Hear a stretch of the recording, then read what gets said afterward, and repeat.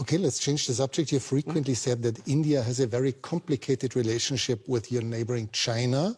Many people around the world are quite concerned that China might, in the near future, intervene militarily in Taiwan. Do you share this concern? I think there's a larger concern which is based on our experiences. The concern is that we had agreements with China not to mass forces in our border areas. And they have not observed those agreements, which is why we have the currently tense situation that we do.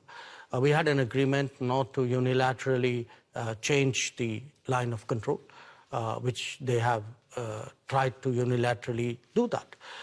So there is, I think, a perception that we have, which derives directly from our experiences. Now, where else the status quo may change or not change, I would hesitate as a foreign minister to predict publicly. I may have my own views and assessments. But I certainly can share my experience, and my experience is that written agreements were not observed, that we have seen levels of military pressure which in our view has no justification. China would say the opposite. They would say that India had not obeyed different agreements, but obviously you see it No, I think it's difficult for China to say that for this reason. The record is very clear because today, there's a lot of transparency. You have satellite pictures.